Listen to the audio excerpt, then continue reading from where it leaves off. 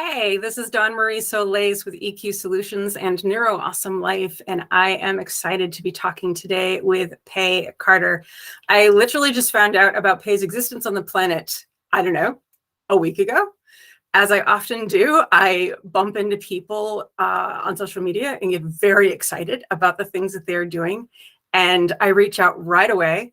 With very little thought for consequence. And sometimes people agree to talk to me. And Pey is one of those people, and I'm so grateful and very excited. Pey is a neurodivergent United States disabled military veteran, a public speaker, a coloring book creator, and a picture book author. Those two things are kind of recent, and a whole lot more. And Pey, thank you so much for being willing to talk with me today, especially because I'm just this crazy lady that's like, hey, you want to talk to me? And you said yes. So thank you. Thanks for having me. So what else can you, I kind of like speed fired things about you, but can you introduce yourself in a way that's a little bit more personal? Sorry, so I identify as a queer disabled veteran. I have, gosh, what is it, 2023?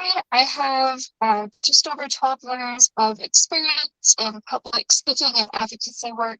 I specialize in the areas of mental health, disabilities, queer liberation, as well as domestic violence and sexual assault. Oh, we have so much more to talk about. I didn't know all of those things. Okay, now my brain has just split because I'm having so many thoughts. All right, let's do the new stuff first, if that's okay. The coloring book and the picture book. Because for one thing, your coloring book has a time limit. You're not going to offer this for very much longer. My daughter, I both have the hypermobility form Ehlers-Danlos. By the way, today is Rare Disease Awareness Day. Yes, it is. It's a condition that's disabling for me, primarily because of being in the military. It really wrecked my joints. It's not disabling for my daughter, but she needs accommodations to help protect her body, which other kids struggle to understand because she doesn't look like she needs those accommodations. And a few months ago, she's like, Mom, I really want to do a picture book that kind of talks about my experiences because I want other kids to understand. And I want other kids with ADHD to not feel alone.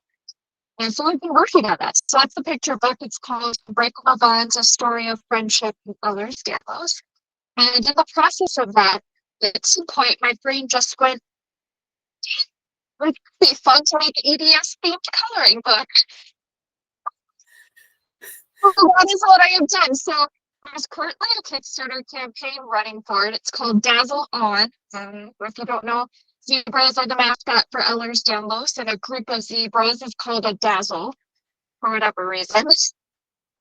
And so yeah, it's fully funded. It was fully funded within a couple of days, which was great for this just like random like, I think this is a good idea. Let's throw it out there and see if people are interested. And you're not really sure if they will be, but it was fully funded within a couple of days. Right now, I think we're at like 526% for funding, which is just amazing. But yes, it's Kickstarter exclusive, which means that people only have until March 10th, which is when the campaign ends, to get a copy. And it's full of all sorts of things, zebras, of course, but it's got a lot of humor and fun, like sexy, and I know it. My joints go out more than I do. And it's great. And I think too, it's not just happening to people with Ehlers-Danlos. Like a lot of it applies to chronic illnesses in general too. Yeah, the hypermobility piece is something that many, possibly most medical professionals don't know very much about. I'm hypermobile myself. I've had significant challenges my whole life that in many circumstances I got yelled at for. Like running is painful, always has been. You know, I didn't think I enjoyed running because it hurt. But if you tell people, no, it hurts to run, they'd like get mad at you. You're just being a wimp or lazy or something like that. And then in one of my schools, sports was required. And the only sport available to me in the fall was field hockey. And let me tell you, field hockey is not the sport to play if you are hypermobile, where your knees fall out of place, your ankles fall out of place, your hips come out, your shoulders. Like, there's nothing about field hockey that feels good if you're hypermobile. But I didn't know when I was a teenager and trying to survive the field hockey field. I didn't know literally until last year, and I'm in my 50s. And I'm now sort of on a passionate, I don't know, I'm on a mission to try to get people to understand what it is, which is why I got so excited about your coloring book and immediately reached out, because I think it's a brilliant idea. It's such a simple way to help with awareness. So I know that your Kickstarter is going to end. Have you, considering there was so much enthusiasm around it, have you thought about putting it out there in any other way? Or is it just like, that's it, we got to move on to other projects? To other projects, I think that, I thought about it because of the popularity, but then I think that by saying that it's Kickstarter exclusive, telling people that, and then being like, oh, hey, actually, we're going to make it widely available. I feel like that's what's needed. So maybe down the road we'll revisit it with maybe kind of a different coloring book. But no, as of right now, it is just Kickstarter exclusive. Okay. You did say that exclusive part. My brain's rejecting it, but I'll try to stay with you. So, okay, so people have until March 10th, and then that's it. All done. All right. So people, get your coloring books now before you can't. You also have a non-exclusive book coming out. It's a picture book. Tell us about that. So, as I mentioned, it's called Unbreakable Bonds, the story of friendship and Ehlers-Danlos. And it is based on my daughter's experiences, goes from, when she was diagnosed to getting those accommodations, other kids not understanding, asking a lot of questions that she struggles to answer because how does a elementary school kid explain Ehlers-Danlos to other elementary school kids? It's difficult. It can sometimes be difficult for me to explain to other adults. So it's that, and every time she's switched a grade, she's always asked for me to come in and talk to the class to answer those questions. So this picture book is literally her lived experiences. So getting diagnosed, getting those accommodations, kids struggling, and then me coming in and talking to the class, trying to explain EDS and why she needs those accommodations, and then ending with her, her friends in school finding ways to include her and, really understand why school can look different for her.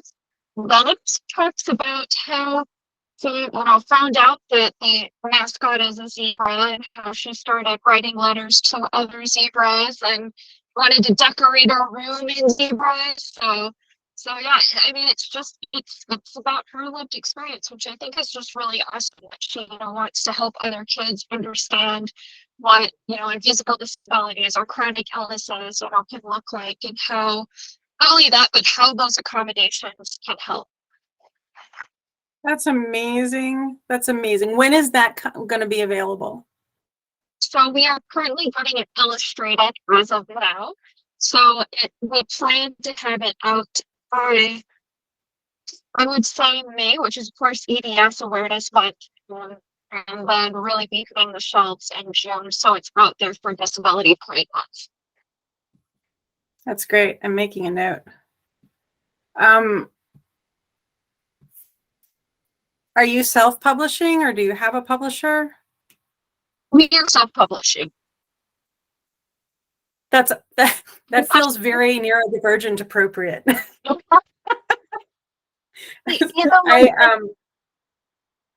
ahead.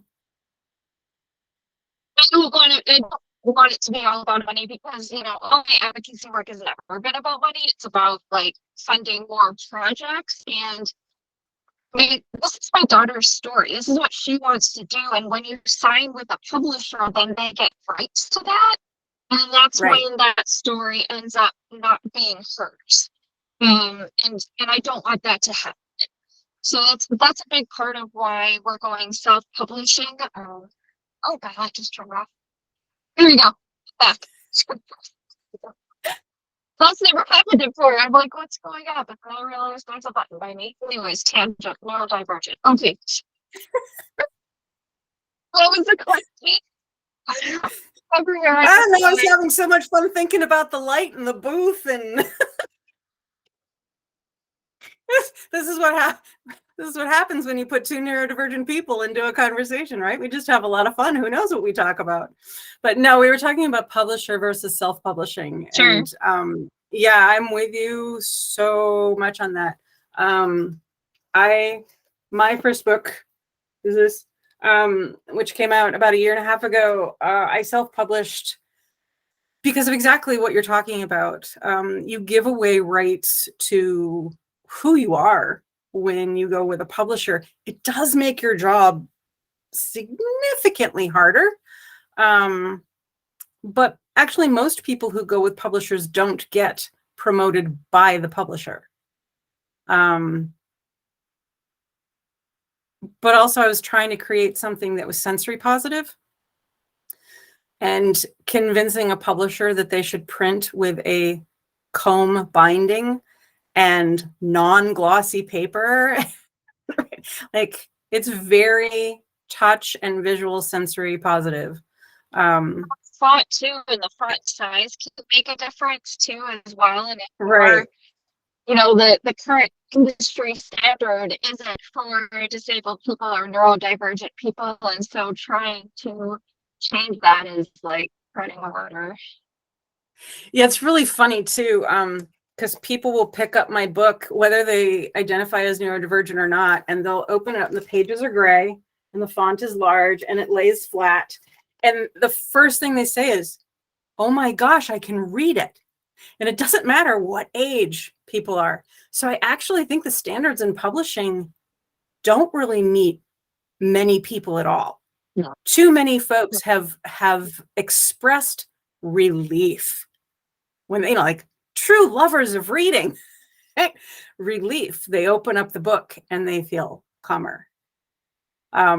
So yeah, the industry standards, I don't think are actually for human beings. They're for other purposes, but that's a conversation for a different day. And so, I went and I got the coloring book organized, and I went and ordered singular copy because I want it to be wire, so it can lay flat. But I thought, you know what, I'm just gonna try it also as what's called like a perfect bound, which is like how books are typically bound. And the person, if somebody contacted me and asked, are you just asking for a singular proof? Because if it's singular, we do it digital, whereas if you do the large order, it's offset, so the color could look different, yada yada. And I'm like, I just care about that. It's a black and white picture book on the inside. I want to see the binding. And it's the one thing I don't like about a lot of coloring books is they don't stay flat, Right. Yeah. And it's that's not what I want. So I want to test this out. And we're the people who will think about those things because we are the people who will notice that we're fighting with it. Yeah. And I think it's a strange bit of societal dysfunction that we are criticized for thinking about what is hard and how to make it less hard. There's a strange... if it's not hard, it's not worth it. So making things less hard makes it less valuable. I don't know. It's something that's confused me since I was little. Why would you not want to find the optimal way of doing things? But it seems a way that autistic and ADHD people get criticized often is why, you're thinking too much. you're analyzing too much. Why are you making it more difficult when we're actually trying to make it less difficult? Has that been any of your experience? So yeah, I think from my experiences, it seems to be like, oh, well, it's going to cost so much more, and there's only a small amount of people that this is really going to benefit. So it's not really worth it to do, throw in all this additional cost. And that's something that I fight with a lot when I do talks about accessibility. I get asked to do, I have a lot of congregations, surprisingly. I've been in other places.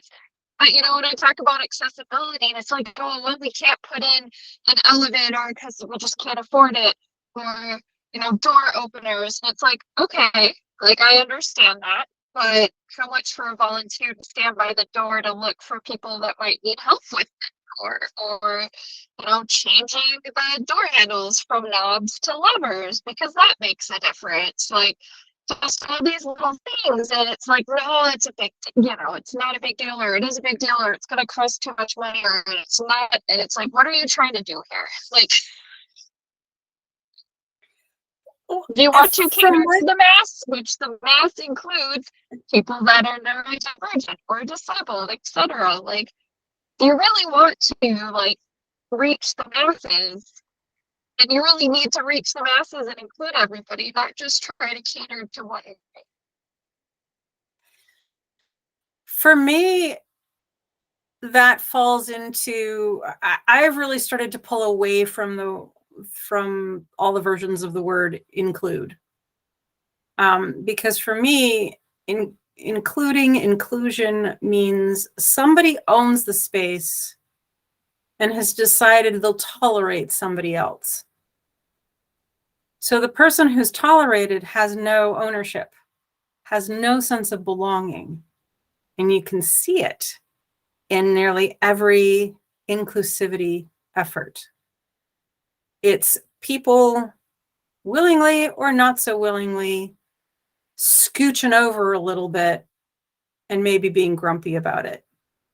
And there's no way you feel comfortable in an environment like that, where if you go someplace that has really been thoughtful about all the different kinds of people who might enter, you feel like somebody cared about you before you even showed up, and it is such a different experience. You feel like you belong. You are wanted and you belong. How we overcome some of these cost complications, because that's a real thing, right? Especially if you're talking about little churches that, maybe 80% of the population is retired and living off of Social Security or something like that. There's not a lot of money to go around. And changing how an individual or an organization does something can take some significant time and thoughtfulness and compassion for the folks that need to change. How do you find, because you do quite a bit of public speaking, how do you find ways to help audiences look for other, it can't just be, well, we don't have enough money, so we can't do it, right? Well, okay, you don't have enough money, so what else, right? Like an usher for the door, right? What else can you do? How do you help the folks that you're talking to go beyond what they can't do and find solutions for what they can do? Well, clarify, when I talk about inclusion, I don't just say, when I talk about it, I don't talk about just inclusion for people with disabilities, but inclusion for all. So when I give examples like changing doorknobs, for example, that's not just for people that are disabled. Somebody can have a bit of arthritis or be older, not identify, or have like a disabling condition, but it can just feel easier in general. And then I spread that to other groups. How can you be welcoming for all? Because I don't think any organization just popped up and is automatically where you had that experience of walking in the door. Like, change had to happen, it had to progress. So how can I help foster that? And people are terrified of change. Change is hard. Change is hard for everybody. It doesn't matter if you're neurodivergent or not, or what the circumstances is, change is difficult. So how do you foster that? How do you have conversations around change where you honor everybody's opinion and everybody's struggle and try to find a way to work together for that change in a realistic time frame? Things can't change overnight. And that's one thing that pops up a lot in, I think, advocacy work, especially by those who are marginalized, repressed, and everybody. But I hear a lot of people, talking about change overnight, and it's like change overnight isn't realistic. Even in the most perfect situation where everybody got on the same page about something, to change laws, to change how, businesses operate, like that takes time. So I think, just really understanding that change is difficult, that we all need ways to process it and ways to feel heard on how we struggle with change. So I like to foster those discussions, especially I think discussions that make people uncomfortable, because talking about those issues, right? Talking about struggling with change or, whatever it is also difficult. It means being vulnerable. So how do we provide an opportunity? Like, we're not going to run from this. We're going to process it. Let's do this together in a safe way. I'll answer your question, or did my neurodivergent brain go on tangents? I was happy. Like, sometimes people ask me here, and I go there. Yeah. I go back to. And sometimes I'm a very happy follower of the convoluted path, and I forget to pay attention to whether or not we've answered a question too. So, we're going to be good. We'll be okay. I'm thinking about if you're willing, no is a completely acceptable answer. You're a military veteran. You are disabled. That comes with its own package of uniqueness.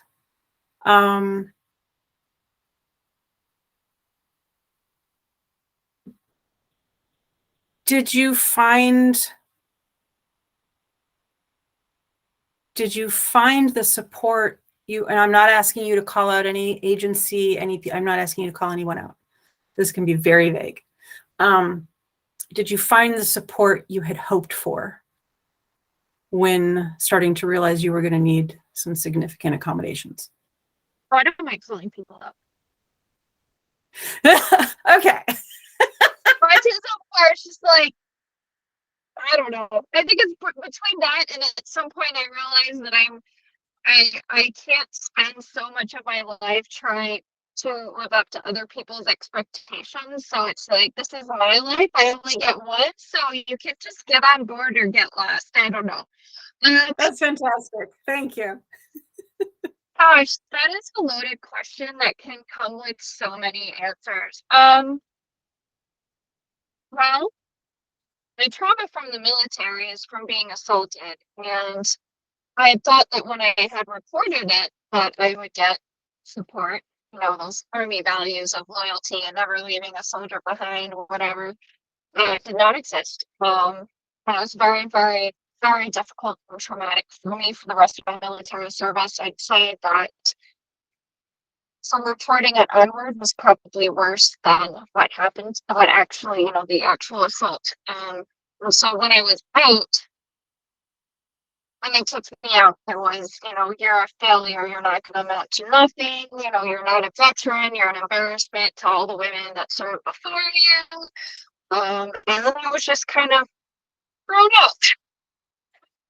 And when I was in the military, they didn't, this is way back when, they didn't have any sexual assault programs like they do now, not that those are perfect. So I was labeled as being bipolar, and I was forced on up to 4 medications at a time for the rest of my military service. when I got out and I was lucky I was still young enough where I could go to school and be on my parents' insurance, and I saw a therapist, they threw out the bipolar diagnosis and diagnosed me with PTSD due to military sexual trauma, which was great. Problem was is that military sexual trauma has very unique challenges that civilians who experience sexual trauma often don't have to deal with. So not a lot of civilian therapists at the time, but still I think today largely had no experience. So while it's like, all right, great, I'm validated, this is my diagnosis, I was also having to educate therapists while trying to receive care, which was really, really hard. Um, it was really difficult. So that I struggled with that for a really long time. I got into a good place. Um, Couple years after I got out, I was hiking. I was doing all this kind of physical activity. So I struggled with, PTSD or mental.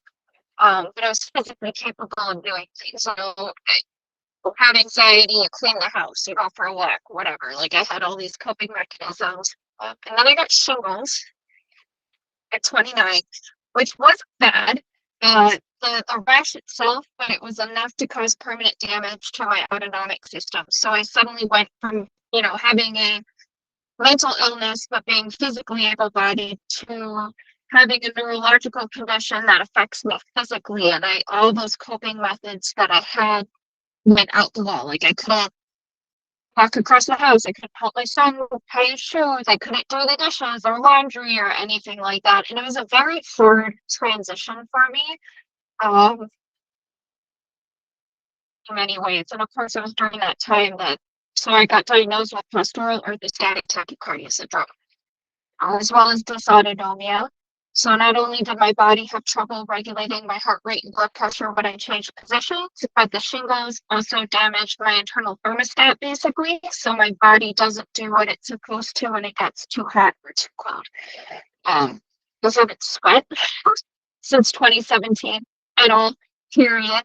My body just doesn't do what it's supposed to.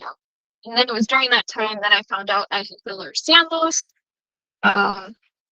Move on down the road, I got fibro. I have a normal under control now, but I had an abnormal activity in my brain. So not seizures, but I can't put it under anything. So I have a general seizure disorder and I'm on medication for that. Like the last year and a half, autism and avoidance restricted food intake disorders. So I have a really long list. Back in 2012, I did file, had to appeal many, many times. I did get 100% disability rating from the VA. So I have compensation now for PTSD and service connected. And due to my rating, the VA has to provide me with all the medical care that I need, regardless if service connected or not, which is great when you initially think about it. People talk, oh, we take care of our veterans and our service members. But once you get underneath the surface of the VA, it's, I swear. Yeah.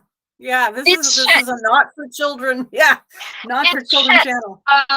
Even with just my PTSD, but I understand that most of my conditions are considered rare, although I like to argue, as many people do, that they're underdiagnosed or misdiagnosed. And I understand that they are not conditions that the VA normally often treats. I understand that. However, I don't understand the VA for a lot of things. But say, for example, they're like, well, we want to treat your Ehlers-Danlos, but we don't have any doctor that specializes in it. We don't know how to treat it. So we're going to send you to this well-known EDS doctor, like 3 hours away. We will do a gas mileage reimbursement. We'll pay for lodging, food, all of that, so they can come up with a treatment plan for us to do, right? So you go, you drive those 3 hours, it's a great specialist, cool, you come back with this plan.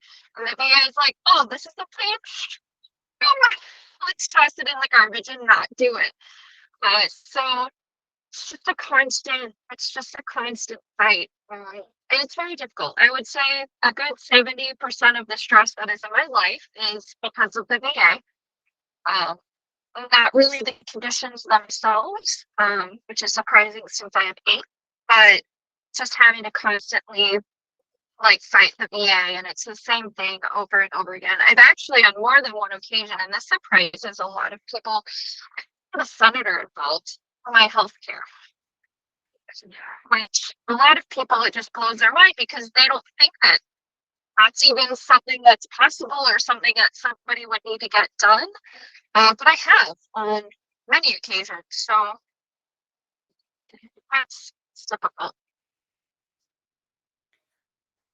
Oh, I my heart hurts that you're going through all of that. I wish your story was unique. And unfortunately, it's just not. And it's not unique on a whole bunch of levels.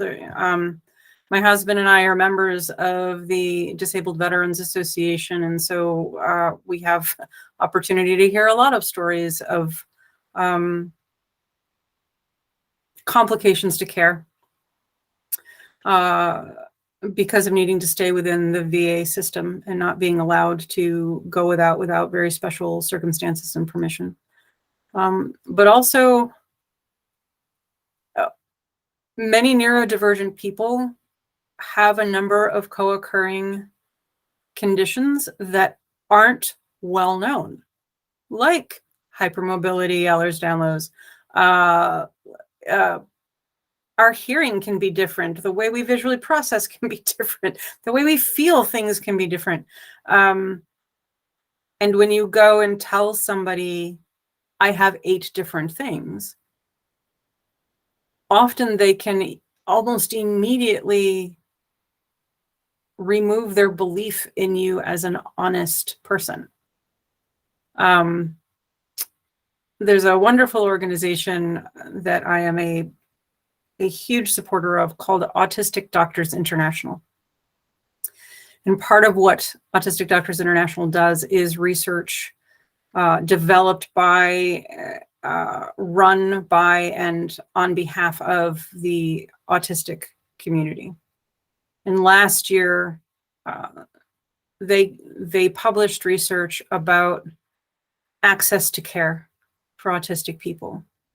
And it included, their published report included statistics from another bit of research that there's combined, basically, autistic people have a 15 to 20 year shorter life expectancy, not because of all of our unique co-occurring conditions, but because of difficulty accessing care. For whatever reason, people don't seem to feel that who we are and what we're going through is worth the time and effort. And, you know, you're talking about most of the stress in your life coming from having to fight the battles just to get care. It's a very real thing. And it's a very real thing that thousands and thousands of people experience either for themselves or on behalf of their children or their parents. And it's something we've got to speak loudly enough about. So I love that you've got senators involved. Like, people need to know, right? So yay, go get a senator, right? Go get a senator. It's so difficult and it's so stressed, but I keep doing it. And I honestly don't give 2 shits if I'm like, I probably am like a huge thorn in the VA side, but we have so many veterans that die by suicide in VA parking lots. Why do you think that is? Like, of all the places, right? The VA, we have veterans that are dying on waiting lists. Like, it's dying from inadequate care. So it's, many of them like don't know, many veterans don't know how to advocate for themselves or understand that how they're being treated is wrong, right? You see the, oh, it's free healthcare, like this is just what I have to put up with, like at least it's free. And it's like, no, no, like I met a taxi driver once that was a veteran, also disabled, and he had shared like that he needed a motorized wheelchair that he or scooter, I don't remember which one, and that his broke, and he's been waiting 6 months for a new one from the VA. He's like, oh, but they'll get it to me eventually. It's blah blah. And I'm like, you need that. 6 months is a very long time with to go without a mobility. Like, Yeah. and it's sad. It's really sad. I had a friend who, kind of through my daughter and the zebras and, Ehlers-Danlos people that had a estranged ex-partner, and, they died by suicide in a VA period because they didn't have access to the mental health care that they needed. And one thing that I talk about frequently is privilege, not just the privilege, like say that I have as, a white person, with the, people of color, but also the privilege that I have within the own communities that I belong to, such as the disabled community, where I have 8 conditions that affect my daily living, and they really suck. But, I have that rating from the VA, which not a lot of veterans do. They don't have access to that. Not a lot of disabled people, so for example, have Social Security or some sort of financial stability, like I do with, the VA, which covers all of my bills. So how can I use that privilege, right, to help other people in the community? And that is by speaking out, by being the thorn in the VA side, and whatever I need to do. Sure, for a lot of that with the VA, it's about my own health care, but if I don't make waves, right, who's going to? So, Well, my goodness. Thank you for doing the work that you do, for representing yourself and your daughter in brilliant and beautiful ways. It's difficult work. I think that sometimes the emotional toll of having to say the same things over and over again, like you were saying, you needed to educate people who should already know, right? You're the one that has medical doctor initials after your name, right? Why am I educating you? You're the one that has therapist initials after your name. Why do I need to educate you? When it comes down to just neurodiversity, autism, ADHD, dyslexia, etc., most medical programs in the United States have no education about these identities, let alone any information for doctor and nursing students to take with them into their practice. And so when they're meeting somebody like you or me, and we say, hey, we're autistic or ADHD or whatever, they're bringing an uninformed prejudice with them, unless they've done their own research. And even if they've done their own research, depending on where you get your information from, it could be really harmful to us as individuals. So I'm really grateful for the work that you're doing, that you're bringing awareness, you're speaking, you're writing, you're kicking ass and and making sure people listen, because without folks like you, nothing changes. So I want to add to that. I personally don't believe that it's, and I'm not saying you are saying this. I think when people think neurodivergency, they often think, like autism, ADHD, learning disability, when in fact there are so many conditions that are out there that can cause neurodiversity. And that was one of the struggles that I had when I was in my graduate program, when I had accommodations that were related to neurodiversity. I only found out that I have autism in the last 6 months. So when I was in graduate school, I didn't know I had that. But with my POTS and everything that makes me dizzy and the medications that I'm on because of my other conditions and it PTSD, like it affects how you process information and how you relay information to other people and how you communicate. And so that was one of the biggest things that I had to advocate with my professor, because it wasn't like, all right, I need these accommodations because I have like autism or ADHD. Yes, many people are ill-informed and can come up with positive or negative, but that's what they also connect to. Okay, you need this. It's probably because of A, B, C, D, or E. They don't think about the rest of the alphabet that also comes with that as well.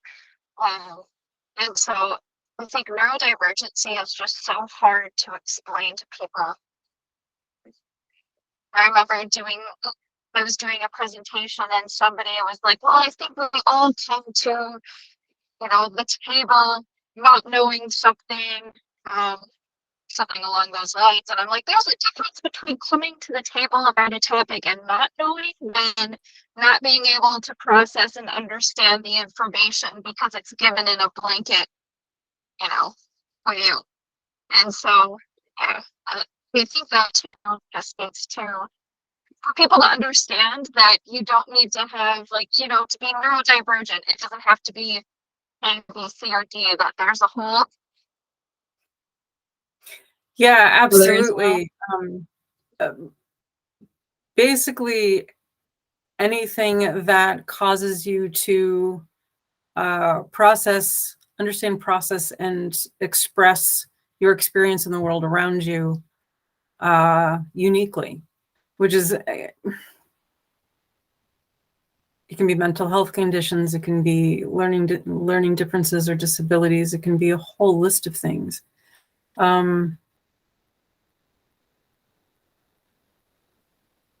I think part of what we're battling is that we have a society that is traditionally built on the only valuable humans are the ones that are fully abled.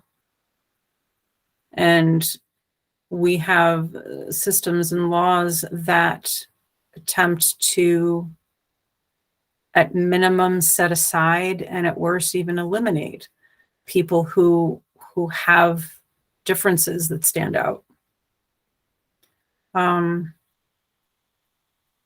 And so, yeah, the idea of coming to the table, well, of course, yes, if you show up at a table and you've never seen that food before, right? Okay, it's a new experience. But if you come to a table that has food that you've never seen before, and your body locks down and refuses to allow you to even taste it, it's not an experience people understand. They feel like you're being picky or obnoxious or rude or whatever. It's like, nope, my brain has decided this is a dangerous situation and it has gone into freeze mode. And there is no way that food is entering my body. Can't do it. It's not that I won't, can't. And that is a very strange thing for people to understand, right? And the food is one thing. There are all sorts of things where our brains decide something is dangerous or disruptive or dysregulating. And unless we have exceptional skills to overcome what our brain is telling us, we either have to wait for that moment to pass or we have to do something else. That's right. I really don't like people's response where it's like, oh, well, we all think a little differently. And it's like, yes, but no. Sure, somebody might ask you, hey, what's your preferred learning style? Well, like I prefer to be shown over this. For a neurodivergent or disabled person, it could be like, this is the only way I can learn. Like, it's not a, oh, I prefer A over B. Like, it has to be A or this ain't gonna happen. It's interesting that you did the food analogy because I have avoidance restrictive food intake disorder, which is very sensory. Of course, I went my whole life with everybody just telling me that I'm a really picky eater, yada, yada, yada. But it's like when my body looks at something and starts to make me gag and want to throw up, because my body's like, I don't like the sight, the smell, or what I think that texture is going to be going inside me. That's a no. Or where like I have to invert my eyes. Like I can't even, like maybe I can handle the smell, but like looking at it, just can't do it. And it's trying to explain that to people. Like, you know, it's not just about thinking differently. Like our brain literally processes, you know, our body processes information, relays information in a way that most people, or typical neurotypical people, don't. Yeah, and you know, I've had people say, well, if you were starving, you'd eat it. And the fact of the matter is that people in underdeveloped countries who do not have access to food, who are also neurodivergent and have the same struggle you just said, will starve if no safe food is available to them. So no, it's not a, if you're hungry enough, you'll eat it. So when child psychologists tell parents, you know, just wait, they will eventually get hungry enough to eat. No, they may not. That's not necessarily a difficult child. That's a child behaving in a way that you need to be listening to so that they can have proper nutrition and you don't accidentally hurt your child because of really unfortunate advice, right? Just, they'll get hungry enough. Nope, actually they won't. No, they won't. It's actually when I was in the military at basic, I was put on suicide watch because they thought that I was purposely like starving myself because I didn't want to be there. I'm trying to explain to them, like, I can't eat that mess you bring to the field. Like, the idea of cooking something and then just bringing it and trying to heat it up for everybody, like eggs, and just like, I just couldn't. I would eat just fine in the chow hall, mess hall, depending on what service you're in and what you want to call it. But like out in the field, like I just couldn't. And it didn't matter. It did not matter if we were out there a few days. I wouldn't touch it. Yeah. And if a person doesn't have that experience,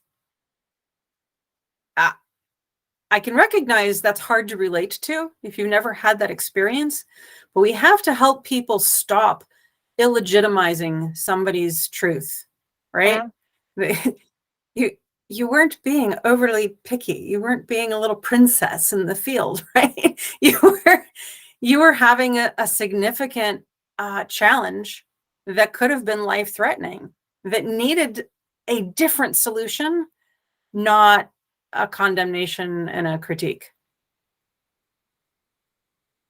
So yeah, we are coming up on an hour and I want to respect your time. I could talk to you forever. I know it goes fast, doesn't it? Well, let's do more. I'm really okay. Yes, I mean, thank you. Please. There's all things I can share. I have really funny stories too. So that's awesome. I am very grateful personally that you shared your experience in the military. I make the joke, but it's actually true. I break therapists. I have so much trauma in my life, starting from a very small child, that I've had to go through several different therapists because they can't wrap their head around surviving the stuff I've been through. And part of that is a number of different assaults as a teenager. And the mess that makes of your head, especially if people either don't believe you or blame you and shame you, is significant. And, you know, being in my 50s and still having some struggles with all of that, people don't understand. They're like, it's been so long. Why don't you just get over it? It changes the way you see the world. It's not a a stubbed toe. It's a thing that rewires your brain. And I think that's one of the things that folks don't really understand about PTSD, especially complex and persistent PTSD. There are actual physical changes made to your brain. It happens between your ears, I guess, but it actually is a physical condition. And that's something that we need to be way more aware of, because we act like there should be some kind of stopwatch, some kind of timer on people's recovery. And, you know, I wish for anyone impacted by anything that has caused PTSD, I don't care how anybody perceives what the thing was, right? Our brains perceive different things as traumatic. And just because it's not a trauma for one person doesn't mean that it isn't a trauma for somebody else, because our brains do what they do, right? I mean, yay. I like to say we have this society, kind of like this storytelling fantasy way of how we process struggles, right? Like, you'll go through something, it's a struggle, and then there's all of a sudden this change or something, and you come out on the other side just fine. And it's like, that's not how things go. Like, I mean, you can take everything that you just said. You can also, you know, look at, say, domestic violence and domestic abuse. Once you leave, everything doesn't just magically become okay. Like, why do some victims go back to their abusers? Because those abusers make their life after they leave absolute hell. It's not something where you can just leave and everything's sunshine and rainbows. Like, we just have this, you know, storytelling. Oh, you've got this condition. Well, then you discovered this treatment, and now everything's fine. And it's like, that's not realistic. Yeah, the Hollywood version of life, where we, you know, hoist people on our shoulders and cheer off into the sunset, is not the reality of the vast majority of people who go through hard things. And we need to find ways to help people get a whole heck of a lot more comfortable recognizing that life is hard, and just insisting that it must be hard isn't good enough. It's just not good enough. You know, we're not pioneering across the mountains and the deserts anymore. We are an established first world society. It's time to start making things better for each other and stop blaming and shaming when somebody's got it hard. My opinion, anyways. I agree. Well, Pey, yes, please, let's stay in touch. Let's do more of these. Anytime you have a topic, I will get on the other side of the computer and talk with you. I wish you so much success with the, you know, people get your coloring books, March 10th, last day, and then with your other book, and then with all of the other things that you were trying to do. You were a needed component in this life, and I'm so grateful I met you. Yeah, it goes right back at you too.